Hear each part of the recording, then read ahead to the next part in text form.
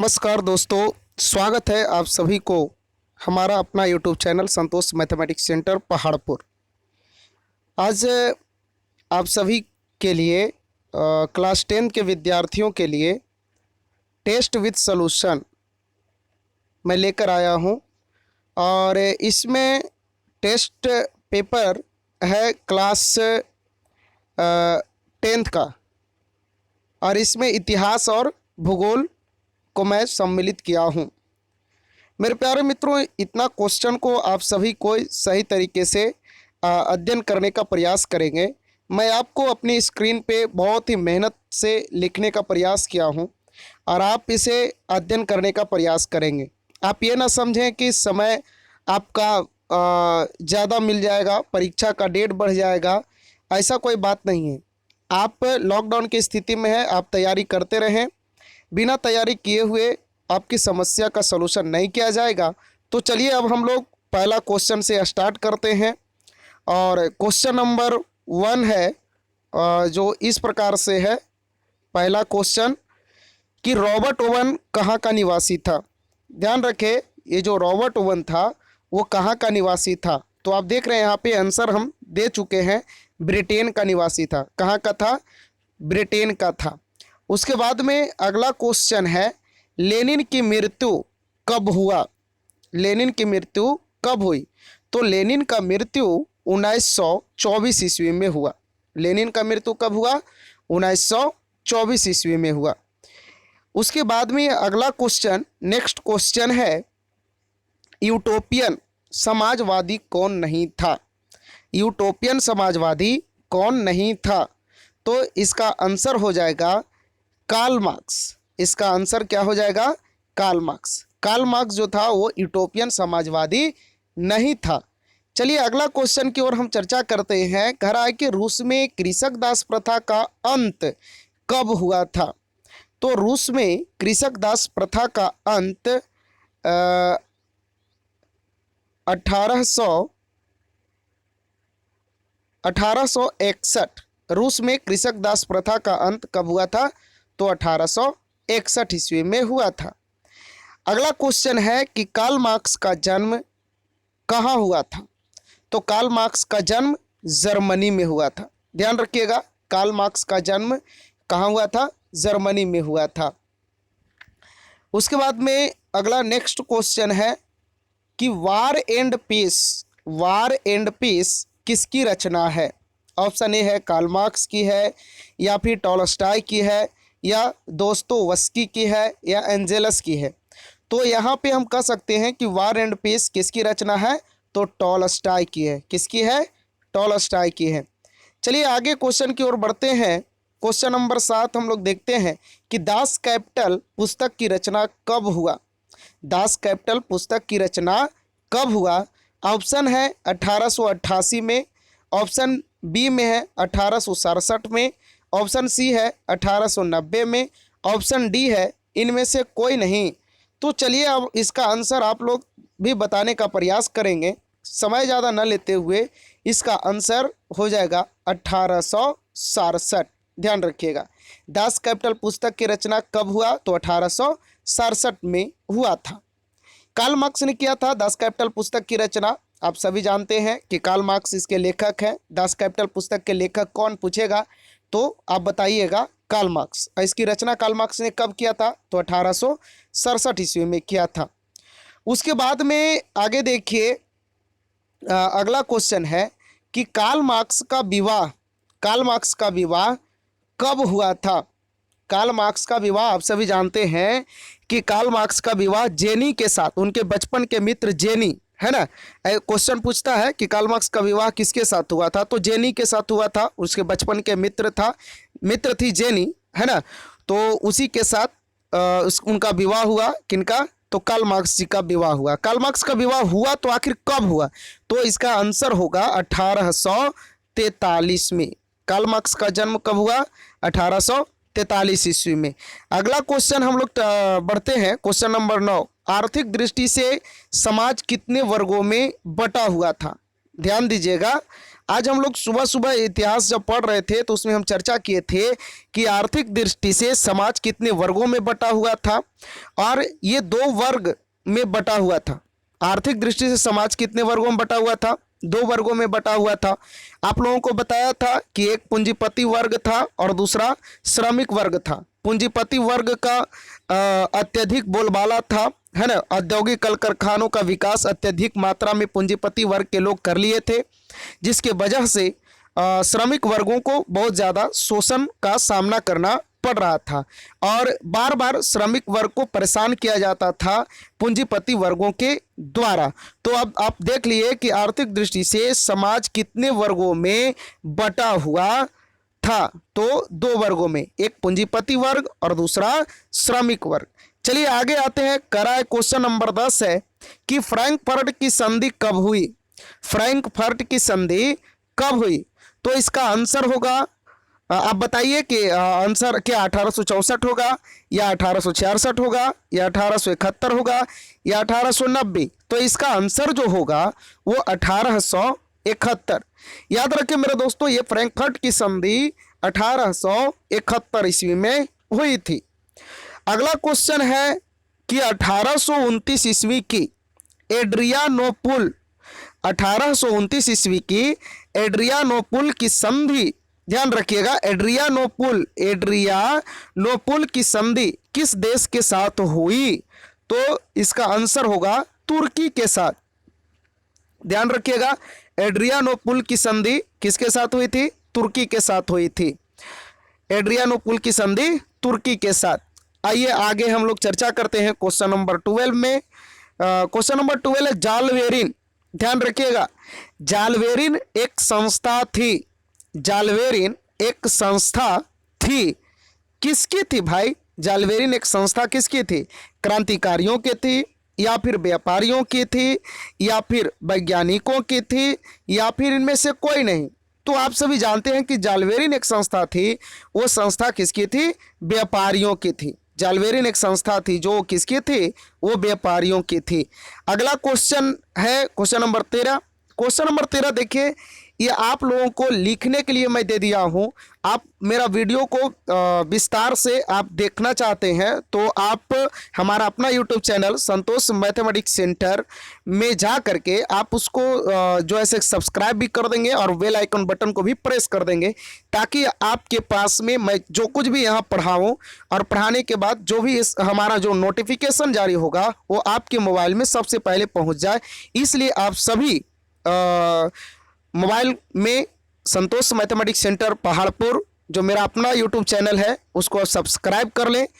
चलिए, तो इसने अभी देखिए इसमें कि 13वां नंबर क्वेश्चन जो था उसमें को हमने बोला कि राष्ट्रवाद क्या है। ये 2 नंबर का क्वेश्चन है, सब्जेक्टिव क्वेश्चन है। राष्ट्रवाद क्या है? राष्ट्रवाद क्या है? ये सब्जेक्टिव क्वेश्चन है। इसको आप लोग अपने कॉपी पे क्या करेंगे? नोट करेंगे, बनाइएगा। मैं प्रत्येक दिन, अब एवरी डे, मैं सभी सब्जेक्ट का, चाहे वो इतिहास हो, भूगोल हो, इकोनॉमिक्स हो, पॉलिटी हो, हिंदी हो, संस्कृत हो, इन तमाम सब्जेक्ट का वीडियो मैं अपने से बना करके अपलोड करूंगा। उसके बाद में जो मैथमेटिक्स के टीचर हैं उनसे मैं आग्रह करूंगा कि वो मैथ के भी वीडियो आप लोगों को समय समय पे भेजा जाए, ताकि आप लगातार स्टडी में लगे रहें। देखिए, बैठना सख्त मना है। आप अगर बैठते हैं तो कहीं ना कहीं आप फेलुअर साबित हो सकते हैं। इसलिए आपसे विनम्र निवेदन है कि आप बैठने का प्रयास ना करें। चलिए, तो 13वां नंबर क्वेश्चन राष्ट्रवाद क्या है, ये 2 नंबर का क्वेश्चन है। इसको आप लोग अपनी कॉपी पे नोट करेंगे और बनाने का प्रयास करेंगे। क्वेश्चन आंसर आप देखिएगा, ये आपका BTBC बुक में दिया हुआ है। फिर क्वेश्चन नंबर 14, 1848 के फ्रांसीसी क्रांति के कारण क्या थे? ये 4 नंबर का क्वेश्चन है। ये क्वेश्चन नंबर 4 यानी 4 नंबर का क्वेश्चन है। इसको आप लोग सही तरीके से देखने का प्रयास करेंगे कि 1848 के फ्रांसीसी क्रांति के कारण क्या थे। चूंकि ये 2 क्वेश्चन आज दिया हूँ, इसके बाद आगे बहुत अभी बाकी है, बहुत सा टेस्ट होगा।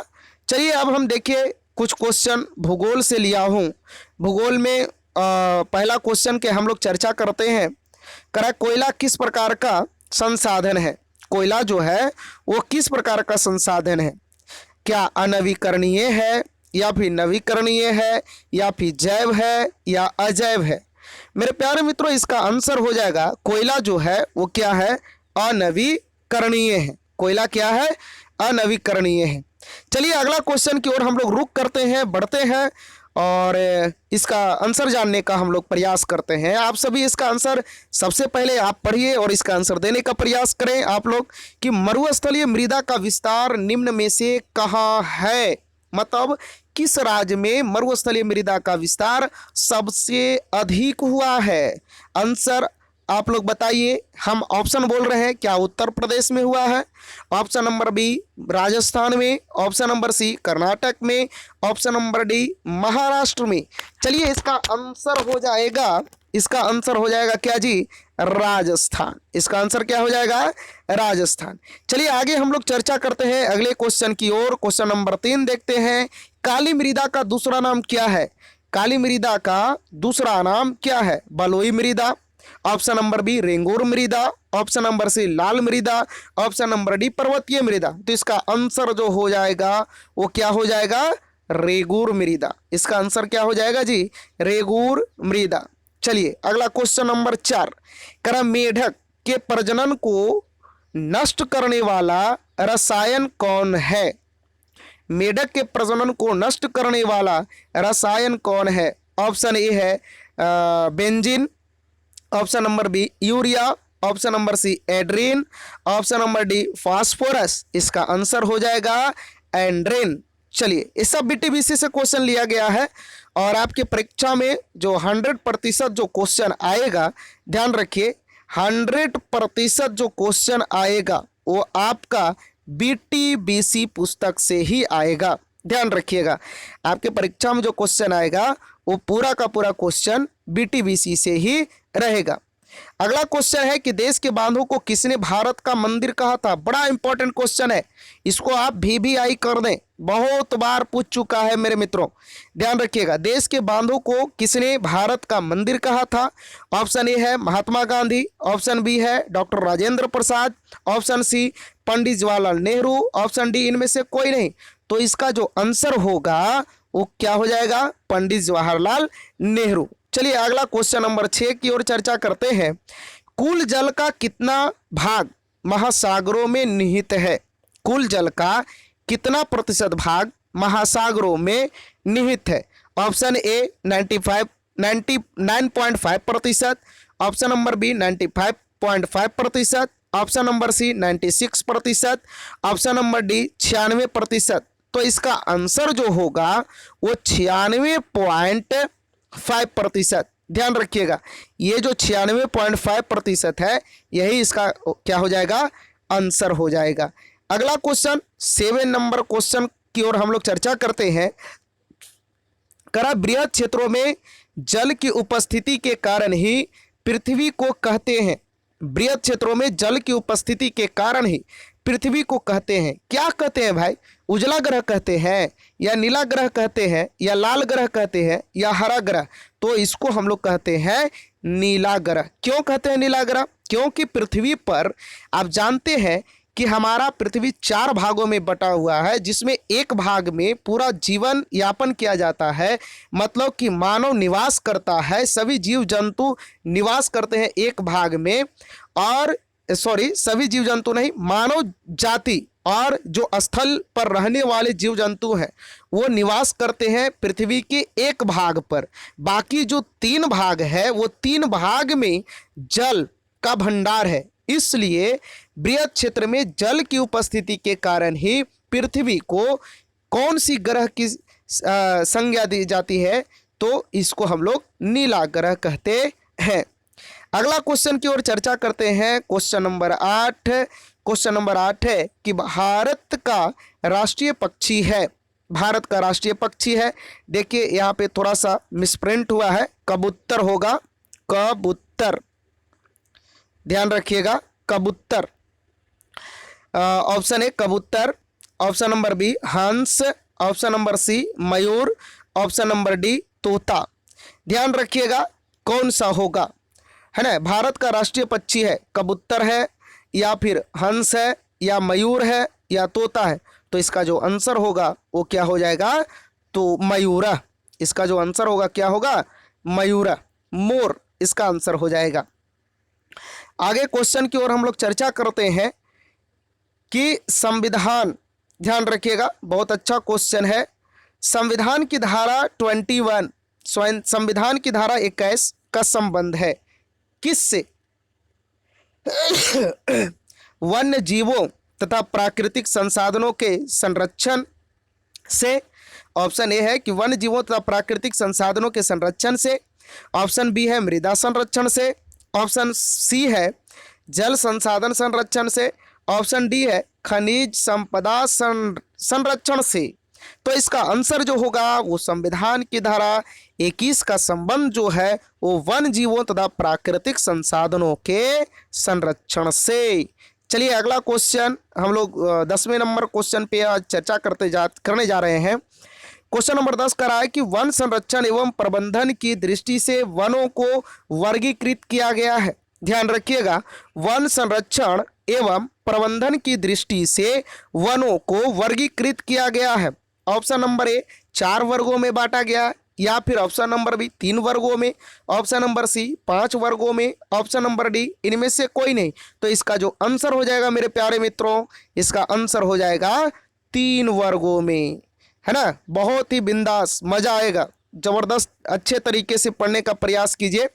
मैं प्रत्येक दिन आपको जितना भी, जब तक लॉकडाउन रहेगा तब तक लगातार वीडियो आप लोग के सामने मैं भेजता रहूँगा। बस आप लोग से एक सादर अनुरोध है कि मेरा अपना यूट्यूब चैनल संतोष मैथमेटिक्स सेंटर पहाड़पुर, इसे आप सभी यूट्यूब पे आप जा कर के सर्च करेंगे और सब्सक्राइब कर देंगे। सब्सक्राइब करने के बाद बेल आइकन बटन को भी प्रेस कर देंगे ताकि मेरा कोई भी नोटिफिकेशन आपके पास लगातार पहुंचता रहे। चलिए अगला क्वेश्चन नंबर 11 करा, बिहार के कितने प्रतिशत भौगोलिक क्षेत्र में वन का फैलाव है?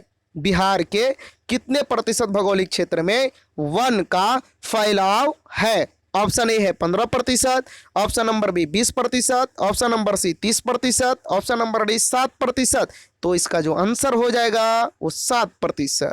चलिए क्वेश्चन नंबर 12 की ओर चर्चा करते हैं। क्वेश्चन नंबर 12 कहता है कि किस राज्य में वन का सबसे अधिक विस्तार है? मेरे प्यारे मित्रों, कह रहा है कि किस राज्य में वन का सबसे अधिक विस्तार है। तो ऑप्शन नंबर ए क्या केरल में है, ऑप्शन नंबर बी कर्नाटक में, ऑप्शन नंबर सी मध्य प्रदेश में, option number D Uttar Pradesh में। इसका जो आंसर हो जाएगा वो सीधा सीधी इसका आंसर क्या हो जाएगा? मध्य प्रदेश। तो किस राज्य में सबसे अधिक वन का विस्तार है? तो इसका आंसर क्या हो जाएगा? मध्य प्रदेश में। ध्यान रखिएगा, बहुत शुद्धता के साथ बनाने का प्रयास किया हूं, परंतु फिर भी अगर कहीं गड़बड़ हो तो आप सभी इसको सुधार करने का प्रयास करेंगे, कमेंट बॉक्स में लिखने का प्रयास करेंगे। अच्छा लगे तो लाइक करेंगे और कमेंट भी करेंगे ताकि मेरा मनोबल उत्साहित हो और विशेष तरीके से फिर पुनः आगे भी मैं वीडियो आपके लिए लाता रहूं ताकि आप इसका लाभ उठाते रहें। आइए अगला क्वेश्चन, क्वेश्चन नंबर 13 है कि टेक्सोल का उपयोग होता है। ध्यान रखिएगा, टेक्सोल एक दवाई है। टेक्सोल जो है एक दवाई है, इसका उपयोग किसके लिए किया जाता है? क्या मलेरिया में किया जाता है, या एड्स में किया जाता है, या कैंसर के उपचार में किया जाता है, या फिर टीबी के उपचार में किया जाता है? तो इसका जो आंसर होगा वो कैंसर के उपचार के लिए टेक्सोल नामक दवाई का प्रयोग किया जाता है। अगला क्वेश्चन है, क्वेश्चन नंबर 14 है, 14वां नंबर क्वेश्चन है कि चरक का संबंध किस देश से था? देखिए, महर्षि चरक एक ऋषि मुनि है। तो महर्षि चरक एक जो क्या बोलते हैं औषधि का खोज मानल, या औषधि का जनक माना जाता है। जो क्या बोलते हैं उसको, जड़ी बूटी दवाई का जनक जो भारत में माना जाता है वो चरक को माना जाता है। इन्होंने एक किताब भी लिखा, चरक संहिता। जिस पूछल जाता है चरक संहिता के लेखक कौन है, तो महर्षि चरक। तो चरक का संबंध किस देश से था? आप जानते हैं ऋषि मुनियों का देश किस देश को कहा जाता है? तो ऋषि मुनियों का देश भारत को कहा जाता है, क्योंकि दुनिया के कोई देश इतना ऐसा नहीं है जहां सबसे अधिक ऋषि मुनि रहते हों। अगर कोई देश है तो कौन है? भारत। भारत में सबसे अधिक ऋषि मुनि रहते हैं। अगला क्वेश्चन, अब देखिए फिर यहाँ इसमें भी मैं आप लोगों को 2 क्वेश्चन दिया हूँ 2 या 3 क्वेश्चन है, 3 क्वेश्चन सब्जेक्टिव दे दिया हूँ। आप सभी इसको सही तरीके से बनाने का प्रयास करेंगे, कॉपी पे बना लेंगे। पहला क्वेश्चन है कि चिपको आंदोलन क्या है। ये 2 नंबर का क्वेश्चन है। चिपको आंदोलन क्या है, ये कितने नंबर का है, 2 नंबर का क्वेश्चन है। उसके बाद में वन विनाश के मुख्य कारकों को लिखिए। वन विनाश के मुख्य कारकों को लिखिए, मतलब वन कैसे विनाश हो रहा है उसके मुख्य कारक को लिखना है। जैसे वनों की अत्यधिक कटाई से, है ना, सड़क के निर्माण होने से वनों की कटाई हो जा रही है, जिससे वन का विनाश होते जा रहा है। मनुष्य अपने सुख सुविधा को बढ़ाने के लिए, अपने सुख सुविधा, अपने लालसा को बढ़ाने के लिए वन को रात दिन हरास कर रहे हैं। इन तमाम पॉइंट करके आप बिंदु वाइज बिंदु करके इसको लिखने का प्रयास करेंगे। ये आपका अपना होमवर्क है, ये अपने से आप लिखेंगे, ठीक है। अगला क्वेश्चन है क्वेश्चन नंबर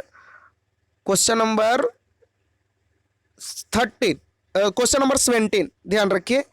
क्वेश्चन नंबर 17, जल संकट क्या है।